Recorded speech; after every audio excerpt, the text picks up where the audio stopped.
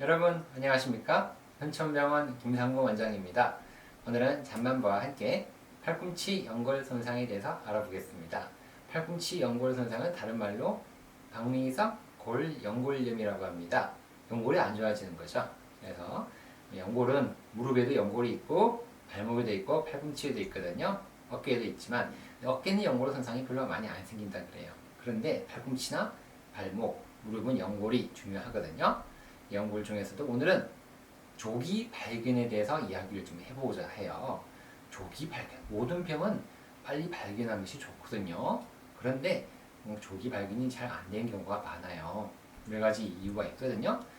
일단 우리가 조기 발견을 하고자 했다 그러면 휴식을 해야 됩니다. 휴식. 그래서 잠만 보야. 너 휴식을 많이 취하는 것이 좋아? 왜 잠만 보는 넌 매일 잠만 자는데 뭘 그렇게 휴식을 더 취하려고 하는 거야? 타카하라 선생님이 기존에 있던 박리성 골연골염 병변에 그래서 반복적인 외력이 가해질 경우에는 병변의 크기가 커진다라고 크게 이야기를 하셨습니다.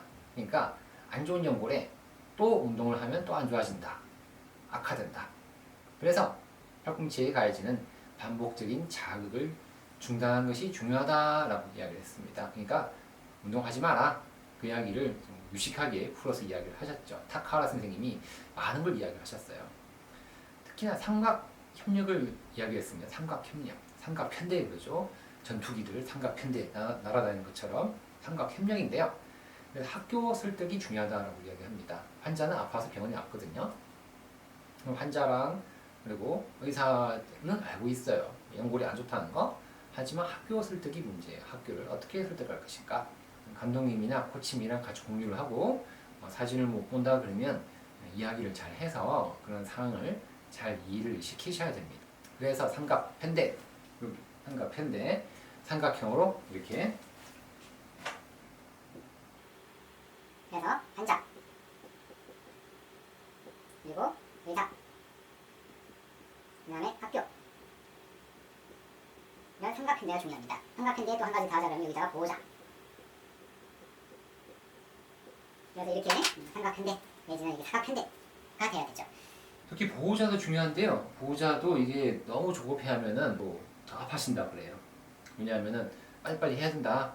아들아, 딸아, 서둘러야 돼. 여기서 이렇게 있으면 안 돼. 라고 이야기하면은 상당히 힘들어요. 그러니까 충분한 휴식을 줄 수 있는 그런 든든한 그런 버팀목이 돼야 됩니다. 보호자분들은, 아버지 어머니들은요. 그렇게 해주고 의사는 충분한 휴식을 공고를 하고 학교에다 이야기를 잘 해야 되겠죠. 그래서 삼각편대 이야기를 하셨죠. 그래서 우리 우수한 투수들에 대해서 이야기를 하게 되면 상골 소두에 변형이 많이 안 남아 있어요. 여기 변변이 많이 안 남아 있습니다. 그래서 박리성 골연골매 조기 진단 및 치료가 잘 되었다는 그런 의미로 보셔야 돼요. 투수들이 어떻게 또 뭐 연골 손상이 안 생겼겠어요. 우선 투수들이 한 번씩은 다 아팠겠죠. 안 아픈 선수는 없다 그러죠. 안 아프고 잘 던질 수는 없죠. 근데 하지만 초반에 휴식을 잘 취해주고 재활을 잘 했기 때문에 큰 문제 없이 운동을 잘한다라고 보셔야 되겠죠. 위기를 극복했다. 반대로 치료가 실패해서 퇴행성 관절염이 발생하게 되면 아파요. 아프고 관절염이 생겨서 훌륭한 야구 선수가 될 수가 없습니다. 안타깝게도 야구 선수가 될 수 없다는 것은 결국은 앞으로도 운동도 못하고 관절염 때문에 여러 가지 일이 힘들어진다. 일반적인 생활할 때도 아파요. 생활할 때도 아파지기 때문에 선수 생활도 힘들고 나이 들어서도 고생을 한다는 거죠. 그래서 삼각편대, 삼각협력을 꼭 잘 기억하셔야 됩니다. 학교에 이야기를 잘 하셔야 돼요. 훌륭한 야구 선수가 되려고 하면 재능이 있다 그러면 초반에 재능을 잘 아껴야 됩니다. 그럼 어떻게 휴식을 취해야 될까요? 휴식을 취하는 것도 중요한데요. 일단 보조기를 해야 됩니다. 보조기를 통해서 주관적의 압박력을 줄여주고 특히 초반에는 절대 휴식을 취해 주셔야 됩니다. 초반에는 절대 휴식을 하고 중기나 말기가 되게 되면은 이제 통증이 없는 정도로만 좀 움직이자. 좀 살짝 던지는 거죠. 능동적이고 하지만 절대된 휴식이다. 적절하게 해라는 거죠. 적절하게.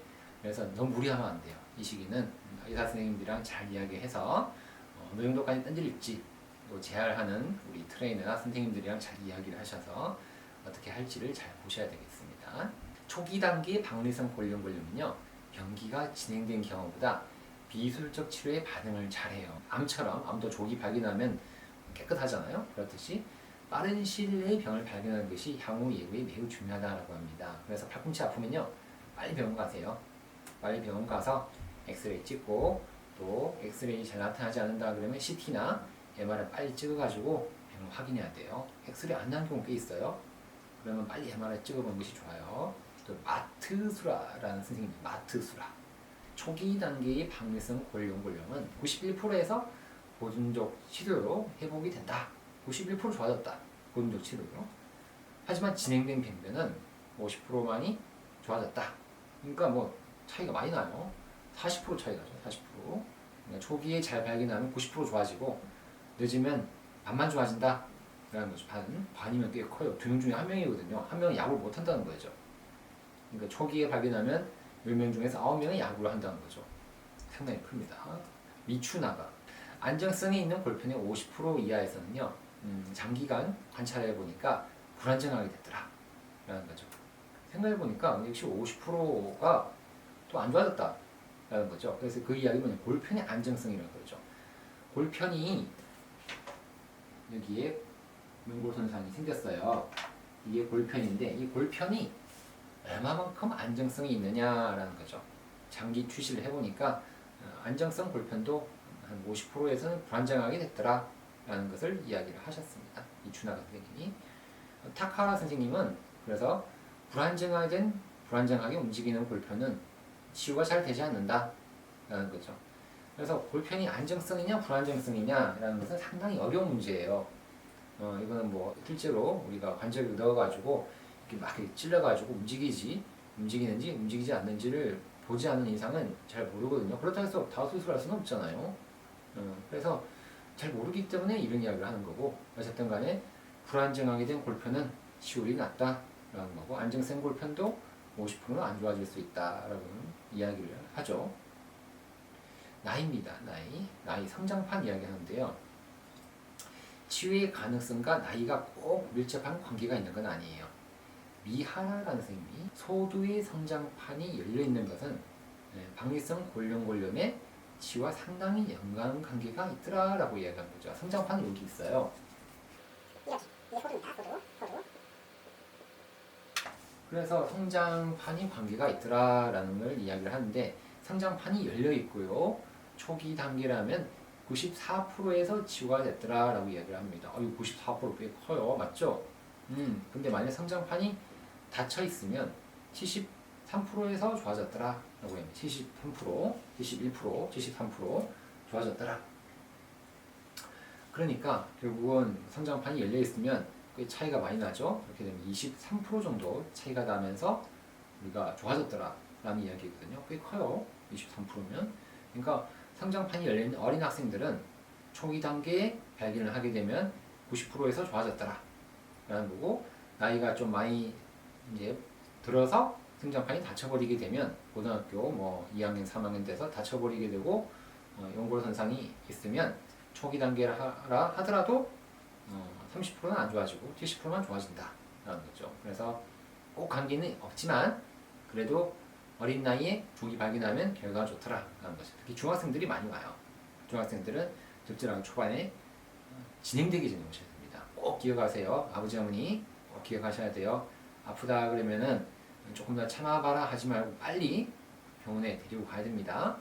잘 모르겠으면 현촌병원에 바로 데리고 와야 되겠습니다. 잠만보야 맞지? 어디로 가야 돼? 현촌병원이요. 그래, 현촌병원에 빨리 와야 됩니다. 그래서 오늘은 조기 발견에 대해서 이렇게 뭐 여러 가지 잠만보와 함께 이야기를 나눠봤습니다. 잠만보야, 이해 좀 됐어? 이해 좀 돼요. 근데 뭔가 조금 부족한 것 같아서 더 자료를 준비를 했습니다. 잠만보야, 눈 좀 떠봐. 자꾸 졸면 어떡해? 안 됩니다, 여러분. 잠자지 말고 조금만 더 집중해서 보시도록 하겠습니다. 그러면 케이스를 보고 자세히 설명을 더 드리도록 하겠습니다. 우리가 항상 좋은 케이스만 볼 수는 없어요. 오늘은 안 좋은 케이스를 좀 들고 왔습니다. 많이 아파하는 경우죠. 15세 남자입니다. 뭐 당연히 팔꿈치 연골 손상은 야구 선수에서 생기겠죠. 6개월간 계속 공을 던지면서 통증이 나타났는데요. 타병원에서 팔꿈치에 자꾸 물이 찼다고 해서 물을 여러 번 뽑았습니다. 그리고 선천병원을 방문했는데요. 진단명은 팔꿈치 박리성 골연골염, 연골 손상이 있는 것으로 보여졌고, 근데 이미 지금 시간이 지났어요. 6개월간 통증이 지속되고 공도 많이 던지면서 이미 요골두까지 진행된 그런 연골 손상이 진단명이 되었습니다. 그래서 요골두까지 진행이 되면 예후가 안 좋다라고 이야기를 하죠. 여기까지 가기 전에 조기 진단을 내려야 되는데요. 이미 관절염까지 생긴 경우가 되겠습니다. 자세히 살펴보겠습니다. 엑스레이 보시죠. 엑스레이 보니까 여기 제가 외측주라고 그때도 설명한 영상이 있습니다. 이전 영상에 이미 외측주가 이미 여기가 다 파괴됐죠. 여기뿐만 아니라 쭉 해서 소두 전체가 이미 벌써 연골 손상이 생겨져 있어요. 이렇게 바깥쪽이 무너지게 되면 예후가 안 좋습니다. 더군다나 여기는 요골두까지 뭔가 여기 벌써 하얘요. 여기도 살짝이 보면 뭔가 요골두에 침범된 연골 손상이 엑스레이상 보여요. 살짝이 눈 뜨고 크게 보셔야 됩니다. 뭔가 보이죠? 이렇게 살짝이 여기에요. CT 봅니다. CT 보니까 역시 바깥쪽은 소두 쪽은 안 좋고 요골두 쪽도 보면은 뭔가 여기 어때요? 쭉 오다가 여기가 뭔가 약간 패였죠. 살짝이 패인 거예요. 그래서 요골두까지 침범이 됐다라는 것을 알 수 있습니다. 정상 아니에요. 약간 보다 보니까 하얀 것이 없어지고 살짝이 들어가 있죠. 잘 들어가 있고 여기도 보니까 약간 들어가 있습니다. 그래서 안 좋아요. 그래서 CT상에서도 안 좋은 것이 우리가 확인이 됐고 MRI 보니까 역시 소두 전체가 벌써 이미 연골 손상이 심하게 왔죠. 이미 심하게 오고 여기 요골두에도 벌써 침범한 영상이 보입니다. 요골두에도 하얗게 됐죠, 여기. 그래서 여기까지 벌써 성장판까지 많이 침범을 했습니다. 그래서 수술을 했는데요. 유리체를 제거를 합니다. 이런 것들이 이미 돌아다니고 있는 거예요. 벌써 시간이 꽤 지나가지고 안 좋은 케이스죠.